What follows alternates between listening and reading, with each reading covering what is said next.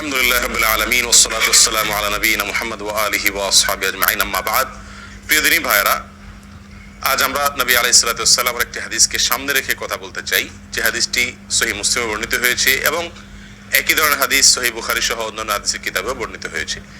যে হাদিসে আমাদেরকে কবিরা গুনার ভিতরে সবচেয়ে বড় কবিরা গুনাহ, মহাপাপের ভিতরে সবচেয়ে বড় মহাপাপ যেগুলো, সেগুলোকে চিহ্নিত করে আমাদেরকে নবী আলাইহিস সালাতু ওয়াসসালাম সতর্ক করেছেন, আমরা যেন কবিরা গুনার ভিতরে, মহাপাপের ভিতরে আবার সবচেয়ে বড় মহাপাপ, সবচেয়ে বড় অপরাধ যেগুলো, সেগুলো থেকে বেঁচে থাকতে পারি।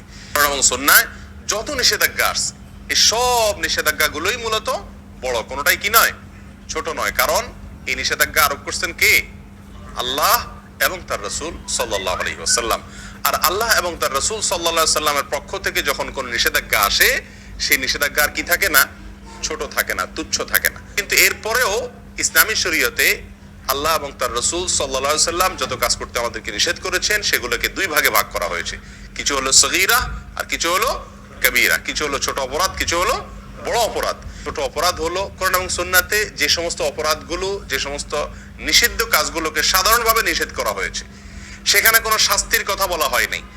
আর যেই নিষেধাজ্ঞার পাশাপাশি কোরআন এবং সুন্নাহ আমাদেরকে শাস্তির কথা বলেছে, অর্থাৎ এই নিষেধাজ্ঞা অমান্য করলে দুনিয়াতে শাস্তি হবে অথবা আখিরাতে শাস্তি হবে।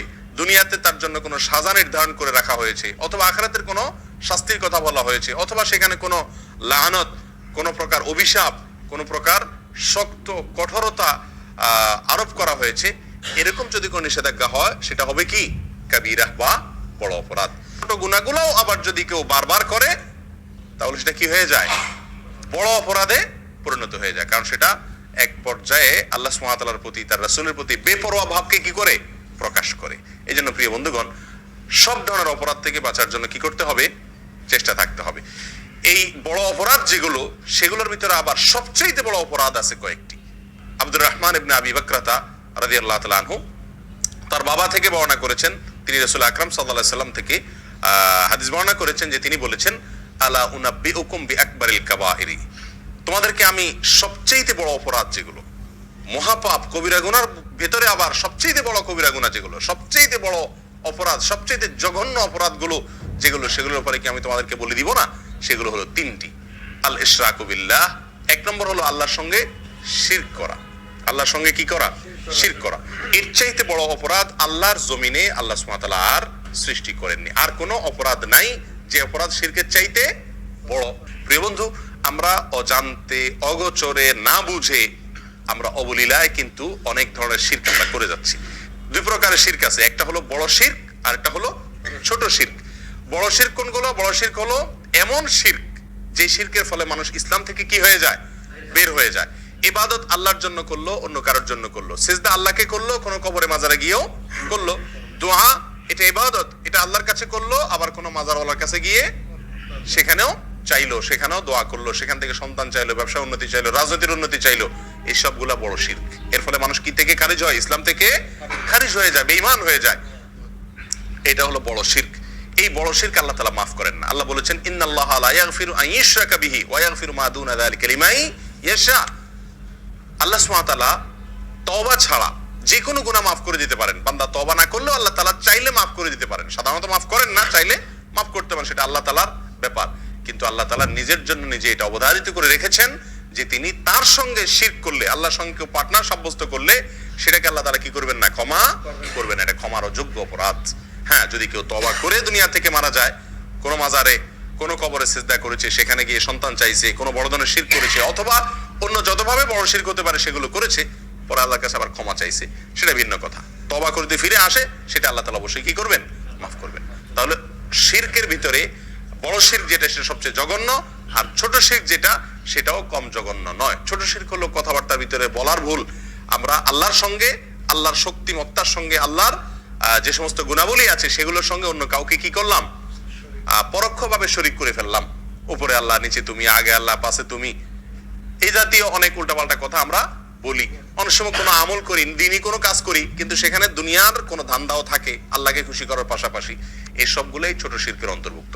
আল্লাহ তাআলা আমাদেরকে বড় শিরক, ছোট শিরক সবগুলা থেকে বেঁচে থাকার তৌফিক দান করুন। শিরক থেকে বেঁচে থাকার জন্য সবচেয়ে বড় এবং প্রধান উপায় হলো শিরক সম্পর্কে জ্ঞান অর্জন করা। তাওহীদ এবং শিরকের জ্ঞান যদি আমার মধ্যে থাকে, তাহলে ইনশাআল্লাহ আমি শিরক থেকে কি করতে পারবো? বেঁচে থাকতে পারবো। আমরা অজান্তে না জেনে শিরক করে ফেলছি, যার কারণে আমার ঈমান থেকে আমি কি হয়ে যাচ্ছি? খারজ হয়ে যাচ্ছি। তাহলে সবচেয়ে বড় অপরাধের ভিতরে 1 নম্বরের অপরাধ হলো আল-ইশরাকু বিল্লাহ, আল্লাহর সঙ্গে কি করা? শরীক বা পার্টনার সাব্যস্ত করেন। ইবাদত করতে গিয়ে, দোয়া করতে গিয়ে যে কোনো ভাবে আল্লাহ ছাড়া অন্য কারোর নামে আপনি শপথ করলেন, এটাও এক ধরনের কি? শিরক হয়ে যায়। আল্লাহ ছাড়া অন্য কারোর নামে আপনি মান্নত করলেন, আল্লাহর নামে মান্নত করতে হয়, মান্নত করলেন কোনো মাজার নামে, কোনো পীরের নামে, তাহলে এটা কি হয়ে যায়? শিরক হয়ে যায়, যেগুলো আমরা অহরহ করছি, আমাদের সমাজে অনেকেই করে চলেছেন। আল্লাহ আমাদেরকে হেফাজত থাকার তৌফিক দান করুন। দ্বিতীয় যেই অপরাধটি মহা অপরাধ, মহাপাপ, কবিরা গুনার ভিতরে আবার সবচেয়ে বড় কবিরা গুনাহ, সেটা হলো উকুকুল ওয়ালিদাইন। জঘন্য একটি বিষয়, অহরহ আমরা অবলীলায় সবাই কম বেশ করে চলেছি, সেটা হলো মা বাবার অবাধ্যতা, নাফরমানি। মা বাবার কি করা? নাফরমানি করা। নবী আলাইহিস সালাম একান্তে খাসভাবে তার অনেক সাহাবায়ে কেরামকে ওসিয়ত করে গেছেন। সাধারণ নসিহত না, ওসিয়ত কোনটা?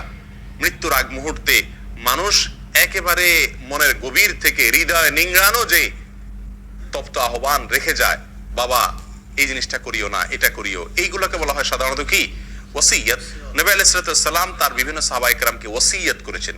ওসিয়ত শব্দ ব্যবহার করেছেন সাহাবায়ে কেরাম, যে আমাদেরকে রাসূল ওসিয়ত করেছেন মা বাবার নাফরমানি যেন আমরা না করি। যত বড় নির্দেশই করুক না কেন, মানতে আমার যতই কষ্ট হোক, মা বাবার নির্দেশ যেন আমরা লঙ্ঘন না করি। মনে যতই না বুঝুক, মনের সঙ্গে যুদ্ধ করে হলেও মা বাবার নির্দেশকে সবকিছুর উপরে দিয়ে রাখতে হবে। প্রিয় ভাইরা, কোরআনেও আল্লাহ সুবহানাহু ওয়া তাআলা আল্লাহর সঙ্গে আল্লাহর ইবাদত করতে হবে, আর কারো সঙ্গে কি করা যাবে না? শিরক করা যাবে না। এই নির্দেশের পরেই আল্লাহ বলেছেন ওয়াবিল ওয়ালিদাইনি ইহসানা, মা বাবার প্রতি সদাচরণ করতে হবে। মা বাবা যদি কোনো অন্যায় কাজ করতে বলে, আপনার স্ত্রীর প্রতি জুলুম করতে বলে, অবিচার করতে বলে, অত্যাচার করতে বলে, সেটা করার দরকার নেই, সেটা মানা যাবে না।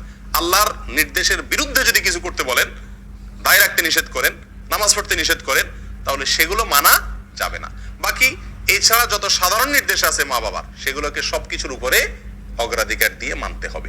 এবং এটা মানা, বিশেষ করে আমাদের দেশের মতো যে সমস্ত দেশে যৌথ ফ্যামিলি ব্যবস্থাপনা আছে, সেই সমস্ত সমাজে মা বাবার হুকুম মানতে গিয়ে অনেক ধরনের সমস্যা দেখা দেয়। তারা যদি অযৌক্তিক কোনো নির্দেশ করেন যেটা আপনার সাধ্যের বাহিরে, তো সেটা আপনার জন্য মানা জরুরি না, কিন্তু তাদের সাথে ব্যবহার খারাপ করা যাবে না। নিজের স্ত্রীকে বলে রাখতে হবে, বা যাদের কারণে মা বাবার হুকুম মানতে কষ্ট হয় তাদেরকে বলতে হবে, দেখো এই জায়গায় আমি দুর্বল, আমার কিচ্ছু করার নাই, এখানে তোমাকে সবর করতে হবে। এককালে তুমিও বুড়া হবা, তোমার সন্তানদের কাছেও তোমার নির্দেশ অযৌক্তিক মনে হবে। সেদিন যদি তাদের স্নেহ, তাদের ভালোবাসা পাইতে চাও, তো আজকে তুমি সবর করো।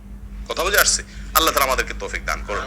তাহলে দ্বিতীয় বড় অপরাধ, বড় অপরাধের ভিতরে, মহাপাপের ভিতরে সবচেয়ে বড় মহাপাপ শিরকের পরে দ্বিতীয়টা হলো মা বাবার কি করা? অবাধ্য হওয়া। আল্লাহ যাদেরকে মা বাপ দিয়েছেন, দুজনের একজন বেঁচে আছেন অথবা দুজন বেঁচে আছেন, আমরা তাদেরকে কি করব? ইনশাআল্লাহ সন্তুষ্ট রাখার চেষ্টা করব। সর্বোচ্চ চেষ্টা থাকবে তারা যেন আমার প্রতি অসন্তুষ্ট না হন। বারবার মাপ চাবো, বারবার মাপ চাবো, অন্যায় করবো আবার পায়ে ধরে মাপ চাবো। মা বাবার কাছে কখনো মানুষ কি হয় না? ছোট হয় না। যত পায়ে ধরি আমার মর্যাদা কমবে না, যত বরং তাদের পা যত ধরবো তত মর্যাদা বাড়বে। তাদের কাছে যত ক্ষমা চাইবো তত আল্লাহ আমার মর্যাদা উপরে উঠাবেন। দুনিয়াতেই বাড়বে, দেখবেন, চোখের সামনে দেখতে পাবেন, আখিরাতে তো বাড়বে ইনশাআল্লাহ। আল্লাহর এই জমিনে এই দুইটা লোক, মা বাবা, এদের সামনে আমি শক্ত হব না, এই জায়গায় আমি মাটি হয়ে যাব। আল্লাহ আমাদেরকে তৌফিক দান করুন। তৃতীয় যে অপরাধটি, সবচেয়ে বড় অপরাধ, কবিরা গুনার ভিতরে সবচেয়ে জঘন্য কবিরা গুনাহ, এটা হলো ওয়াশাহাদাতুজ জুর আও কাউলুজ জুর, মিথ্যা সাক্ষ্য দেওয়া। কি দেওয়া ভাই? মিথ্যা সাক্ষ্য দেওয়া। এই হাদিস বর্ণনাকারী সাহাবী বলছেন যে নবী আলাইহিস সালাম হেলান দিয়ে বসে কথাগুলো আমাদেরকে বলছিলেন। এই তৃতীয় নম্বর পয়েন্টটা বলতে গিয়ে নবী আলাইহিস সালাম হেলান থেকে উঠে বসলেন সোজা হয়ে, আর বারবার বলতেছিলেন ওয়াশাহাদাতুজ জুর, ওয়াশাহাদাতুজ জুর, ওয়াশাহাদাতুজ জুর। এতবার তিনি বলতেছিলেন, আমরা তখন মন থেকে চাইছিলাম যে রাসূল যেন একটু থামে, আর কত বলবে, অর্থাৎ বিষয়টা আমাদের উপরে অনেক কঠিন হয়ে যাচ্ছে। এত বারবার তিনি বলছিলেন। মিথ্যা সাক্ষ্য দেওয়া অপরাধ সমূহের ভিতরে, কবিরা গুনার ভিতরে এটা অনেক বড় মাপের কবিরা গুনাহ। এখন আপনারা কেউ বলবেন যে মিথ্যা সাক্ষ্য দেওয়া এটা তো আমাদের জীবনে খুব, এই পরিস্থিতির সম্মুখীন আমরা খুব কম হই। সাক্ষী দেওয়া এটা তো আদালতে হয় সাধারণত, আদালতে অনেকে আছে আমরা জীবনে একবারও যাই না, বেশিরভাগ লোক যাই নেই। তাহলে মিথ্যা সাক্ষ্য দেওয়ার এই বিষয়টা থেকে তো আলহামদুলিল্লাহ আমরা মুক্ত না ভাই। বহু ক্ষেত্রে আমরা মিথ্যা সাক্ষ্য দিয়ে থাকি নিজের অজান্তে, আমরা জানি না যে এটা মিথ্যা সাক্ষ্য হয়ে যায়। যেমন আপনাকে কেউ জিজ্ঞাসা করলো ভাই লোকটা কেমন, হয়তো সে তাকে চাকরিতে নিবে বা তার সাথে কোনো লেনদেন করবে, আপনার সঙ্গে হয়তো তার দোস্তি আছে, আপনি বলে দিলেন না তার মতো মানুষ হয় না, অথচ লোকটা সুবিধার না। অথবা আপনার সঙ্গে তার শত্রুতা আছে, লোকটা কিন্তু ভালো, আপনি বলে দিলেন না সে কি মানুষ নাকি, মানুষের জাতও না। এটা কি দিলেন আপনি? মিথ্যা সাক্ষী দিলেন। কথা বোঝাতে পারছি? আমাদের দেশে, গ্রাম দেশে জিনিসগুলো বেশি হয়, শহরেও কম বেশ হয়। বিয়ে শাদী উপলক্ষে হয়তো কেউ মেয়ে দেখতে আসছে দূর থেকে কোনো গ্রামে, অথবা ছেলে দেখতে আসছে, তো জিজ্ঞাসা করলো আপনাকে যে মেয়েটা কেমন ভাই, ছেলেটা কেমন ভাই। তো আপনার সাথে সম্পর্ক যদি ভালো থাকে, তত ব্যাড রেকর্ডই থাকুক তাদের, আপনি বলে দেন কি আরে ভাই এ তো হাজারে একটা মাশাআল্লাহ। আর যদি আপনার সাথে সম্পর্ক খারাপ থাকে তখন বলে দেন কি, যত ভালোই হোক বলে দি ভাই আপনি যেমনি আসছেন তাড়াতাড়ি সরেন ভাই, আল্লাহ বাঁচাইছে আমার জিজ্ঞেস করছেন আপনারা, একবার দর তো খাইছিলেন, এখন সর্বনাশ, হায় হায় আর জায়গা পান নাই আপনারা। এই সমস্ত কথা আমরা বলি কি বলি না? এগুলো সব কি মিথ্যা সাক্ষী দেওয়া। লোকটা ভালো বা মন্দ, যেমন আমি যতটুকু জানি ততটুকু বলতে হবে, তার সাথে আমার সম্পর্ক যাই থাক না কেন, না হলে সব কি হয়ে যাবে, মিথ্যা সাক্ষ্য হয়ে যাবে। মিথ্যা সাক্ষ্যের আরো বহু চিত্র আমাদের সমাজে কম বেশ আছে। ছোটখাটো বেজালে, গন্ডগোলে, ফাসাদে, মারামারিতে, ঝগড়াঝাটিতে, বিচার অথবা মানে বিচারের মতো কোনো সালিশি যদি হয় বা এই জাতীয় কোনো মিউচুয়াল হয়, তো সেখানেও দেখা যায় আমি প্রত্যক্ষদর্শী, অনেক সময় আমি সাক্ষী দিতে চাই না, সাক্ষ্য দিতে চাই না। সাক্ষ্য দিতে না চাওয়া এটা একটা অপরাধ, আর মিথ্যা সাক্ষ্য দেওয়া, সাক্ষী দেওয়া এটা কি অপরাধের ভিতরে, বড় অপরাধের ভিতরে মহা বড় অপরাধ। আল্লাহ তাআলা আমাদেরকে এই তিনও মহা বড় অপরাধ থেকে বেঁচে থাকার তৌফিক দান করুন। এরকম আরো বেশ কয়েকটা অপরাধকেও মহা বড় অপরাধ হিসাবে অন্যান্য হাদিসে সাব্যস্ত করা হয়েছে, শামিল করা হয়েছে। তার ভিতরে একটা হলো জেনা, জেনা করা, মানুষ হত্যা করা। আজকাল যে আমরা ভ্রূণ হত্যা করি, এটাকেও কোনো কোনো জায়গায় এরকম মস্ত বড় অপরাধ বা মহা বড় অপরাধ হিসাবে সাব্যস্ত করা হয়েছে। ভ্রূণ হত্যা অর্থাৎ সন্তান গর্ভে আসছে, আপনি সেখান থেকে কি করলেন, হত্যা করে দিলেন ওষুধ দিয়া অথবা বিভিন্ন প্রসেসের মাধ্যমে। এগুলো সবগুলো বড় অপরাধ। আল্লাহ তাআলা আমাদের সকলকে এই বড় অপরাধগুলো থেকে বেঁচে থাকার তৌফিক দান করুন। বিশেষ করে এই হাদিস থেকে আমরা যে তিনটি অপরাধের কথা জানলাম, শিরক করা, মা বাবার অবাধ্যতা এবং মিথ্যা সাক্ষ্য দেওয়া, এগুলো থেকে হাজার হাজার মাইল দূরে থাকার তৌফিক দান করুন। জাযাকুমুল্লাহ ওয়া আখিরু দাওয়ানা আলহামদুলিল্লাহি রাব্বিল আলামিন।